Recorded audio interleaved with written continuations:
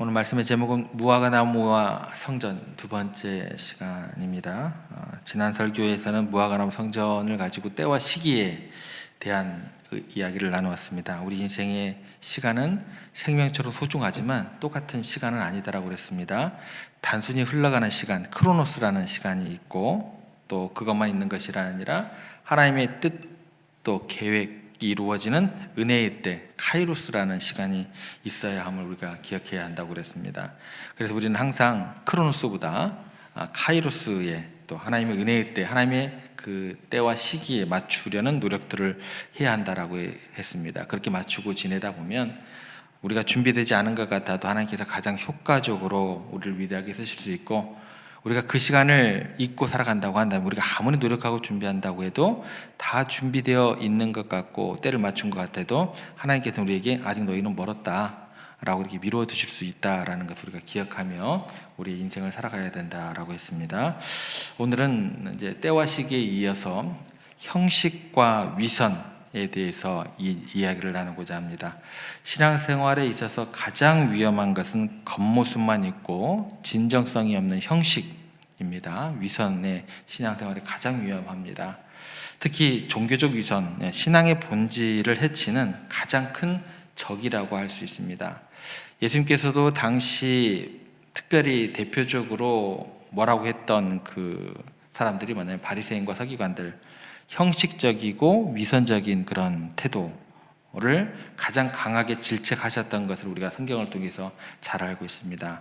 오늘날 우리도 이러한 위선적인 신앙의 모습에서 벗어나서 진정한 그 신앙의 본질을 회복하는 것, 이게 가장 우리들에게 중요한 과제가 될 것입니다. 예수님께서 이제 오늘 본문에 보시면 무화과나무를 저주하신 이유는 잎사귀는 무성한데 무엇 때문에 저주하셨냐면 열매가 없기 때문이다라는 거예요. 잎사귀는 무성하지만 열매가 없는 무화과나무의 모습은 그때 당시에 이제 종교 지도자들의 모습, 또 성전에 그런 행해지는 어떤 그런 제도들, 이게 이제 형식적이고 외식적인 측면을 정확하게 보여주는 하나의 상징이 되기 때문에 그렇다라는 것입니다. 보시면 예수님께서 예루살렘에 입성하시며 가장 먼저 달려가신 곳이 성전입니다. 11절을 보시면 예수께서 예루살렘에 이르러 성전에 들어가사 모든 것을 둘러보시고 때가 이미 젊음에 12제자를 데리시고 베다니에서 나가시니라. 성전에 이제 들어가셨는데 저녁이 되고 이제 다 둘러보셨다라는 거죠. 샅샅이 둘러보셨다라는 거예요. 모든 곳을 둘러보셨다라는 거예요. 그러니까 단순한 방문이 아닙니다. 성전의 실상이 어떠한지 자세히 파악하시기 위해 의도적인 발걸음이셨다라는 거예요. 그러니까 예수님께서는 이미 성전 안에서 일어나는 일들을 이 순간 이제 다 이제 또 실제적으로 목도하고 계셨고 또 알고 계셨고, 그것으로 그치는 것이 아니라 예수님의 그 사역 가운데 이거 바로 잡아야겠다, 그런 계획을 가지시게 되는 그런 시간이 되었다라는 것입니다. 그리고 그 메시지를 무화과나무를 통해서 이제 전달하시는 겁니다. 그래서 13절에 보시면 멀리서 잎사귀 있는 한 무화과나무를 보시고 혹 그 나무에 무엇이 있을까 하여 가셨더니 가서 보신즉 잎사귀에 아무것도 없더라. 이는 무화과대가 아니니라. 이제 멀리서 잎사귀가 보일 정도로 무성한 무화과나무를 보신 거죠. 그리고 저 정도의 잎을 가지고 있으면 야, 열매가 있겠지 라는 당연한 마음으로 거기까지 발걸음을 하시게 됩니다. 그런데 예수님께서는 그곳에서 얻을 수 있는 열매가 아무것도 없었다라는 것입니다. 여러분들, 무화과나무의 특성상, 무화과나무 특성은 잎이 나기 전에 뭐가 나요? 잎이 나기 전에 열매가 난다고 합니다. 저도 키워보지 않아서 몰라요. 근데 무화과나무 특성상 잎이 나기 전에 열매가 난답니다. 그러니까 잎이 무성하다는 것은 이미 열매가 있어야 한다는 것을 의미합니다. 그러나 이 무화과나무는 겉으로는 풍성한 잎사귀를 자랑했는데 실제로는 아무런 열매를 맺지 못했다는 거예요. 이때 당시에 성전 제도의 모습과 정확히 일치하더라는 거예요. 화려한 의식과 제도는 있었지만 실제적으로 하나님을 향한 진정한 예배, 하나님을 향한 진정한 경외함은 찾아볼래야 찾아볼 수가 전혀 없었다라는 거예요. 모든 곳을 쳐다봤는데, 샅샅이 가서 목도하셨는데 아무도 그런 사람들이 없었고 그런 모습이 비춰지지 않았다라는 거예요. 그래서 15절에 보면 예수님께서 다시 성전에 들어가십니다. 그들이 예루살렘에 들어가니라 예수께서 성전에 들어가사 성전 안에서 매매하는 자들을 내쫓으시며 돈 바꾸는 자들의 상과 비둘기 파는 자들의 의자를 둘러 엎으시며, 성전 안에서 매매하는 자들을 내쫓으시고 돈 바꾸는 자들의 상을 뒤집어 엎으시고 비둘기 파는 자들의 의자를 둘러 엎으셨다라는 것입니다.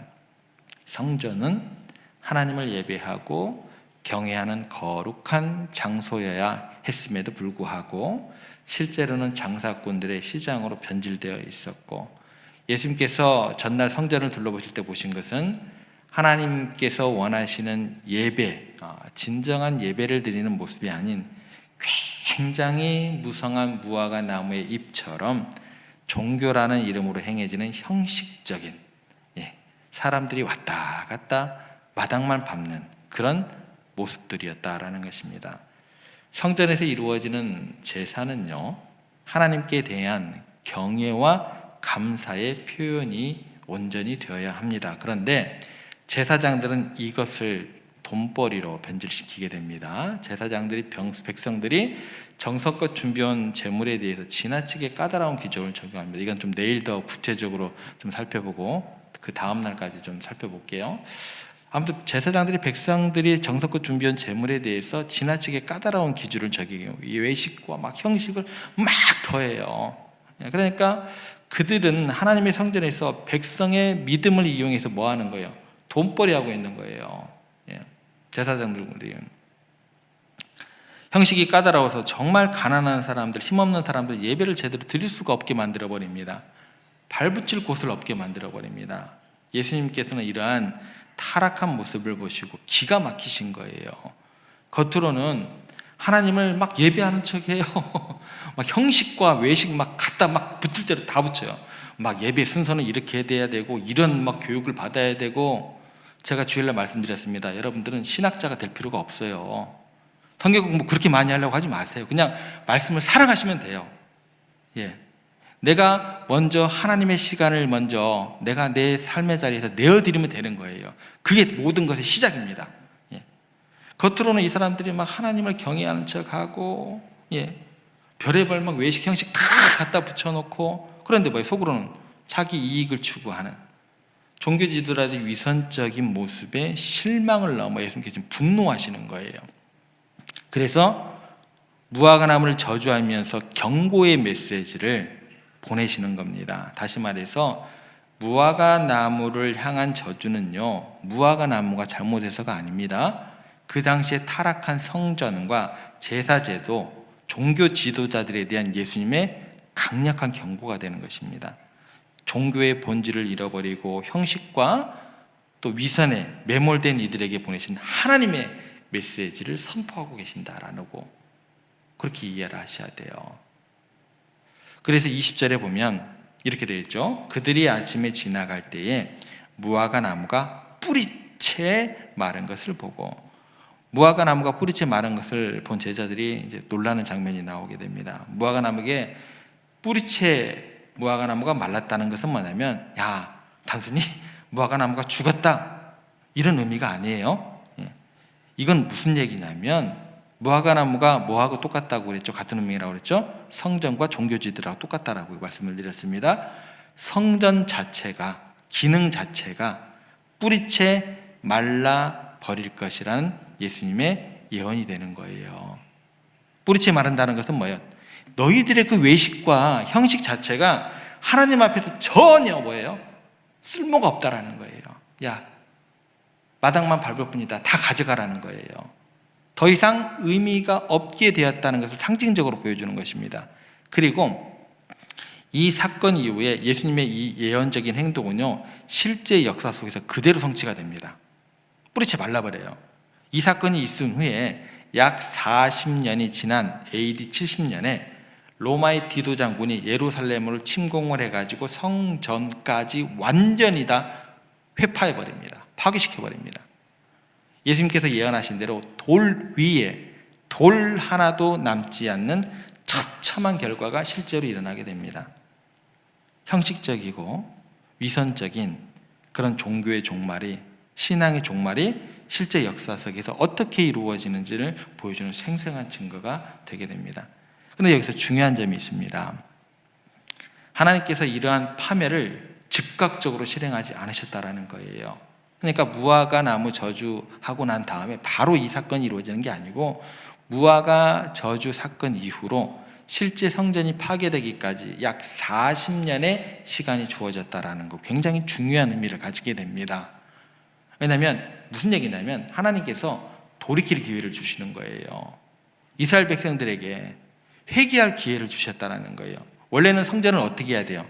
무화과 나무 뿌리채 말리게 하는 그 순간 돌 위에 돌 하나도 남지 않도록 무너뜨려 버리셔야 돼요. 예.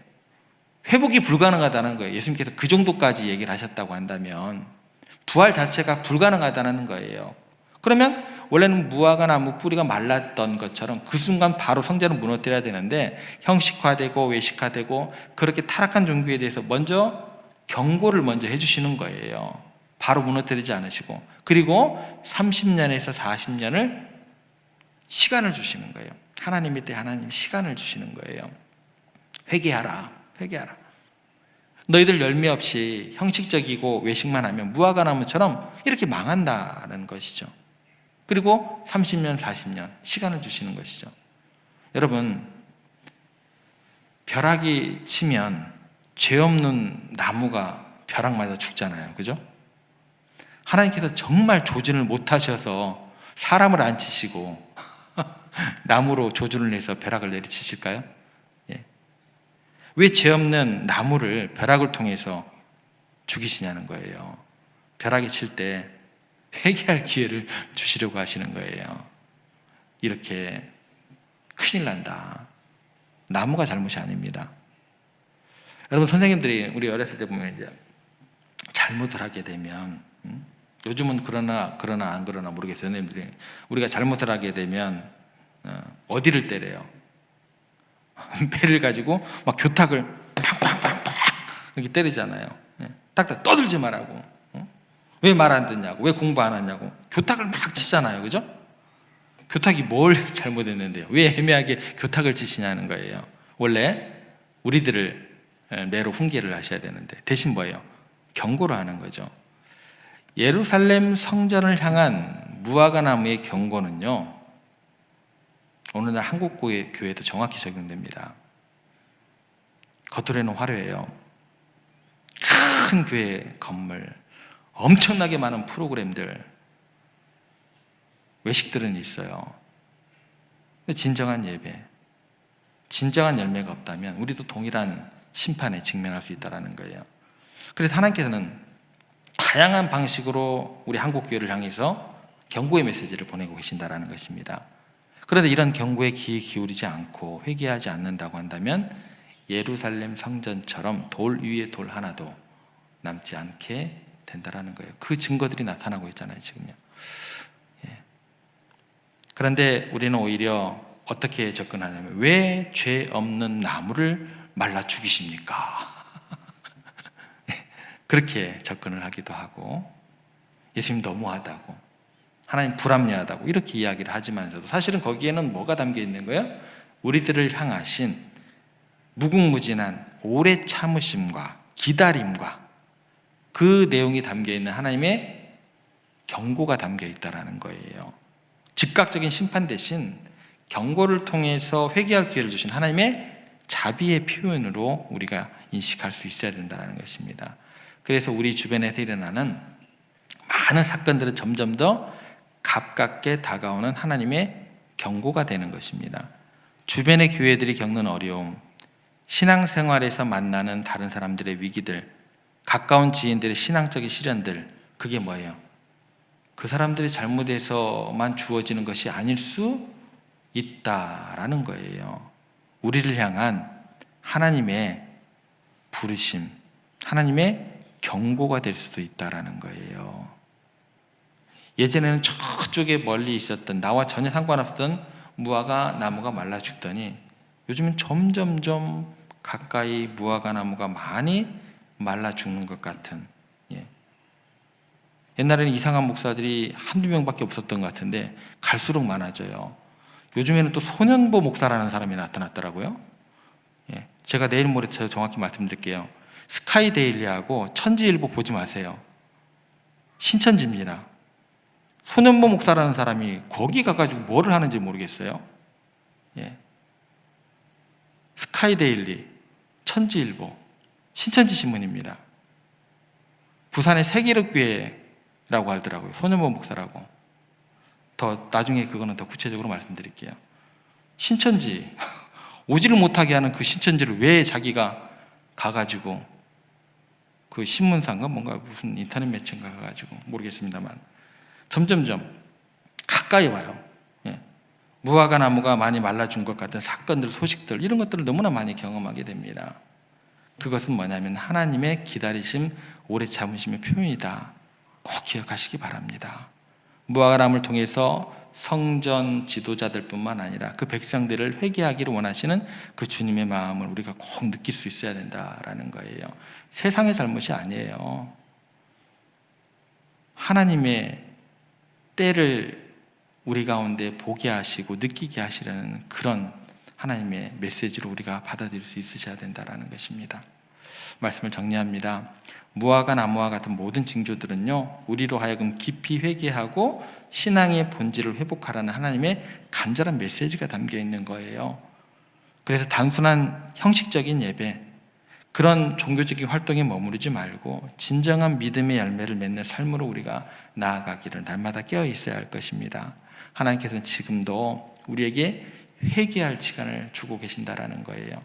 이 은혜의 시간을 놓치지 말고 무화과 나무처럼 잎사귀만 무성한 그런 신앙이 아니라 정말 하나님이 기뻐하시는 참된 열매들, 아름다운 사역들을 통해서 믿음의 형제 자매들을 거룩한 하나님의 백성들로 만드는 그런 참된 열매를 맺는 그런 신앙인들이 되기를 우리가 먼저 기도하고 우리 교회가 바로 서야 할 것이고 우리 가정들이 그 믿음 안에 굳게 서가기를 위해서 꼭 기도하시고 그 길을 함께 걸어가시는 우리 세종의 모든 사랑스러운 가족들 되시기를 주님의 이름으로 부탁을 드립니다.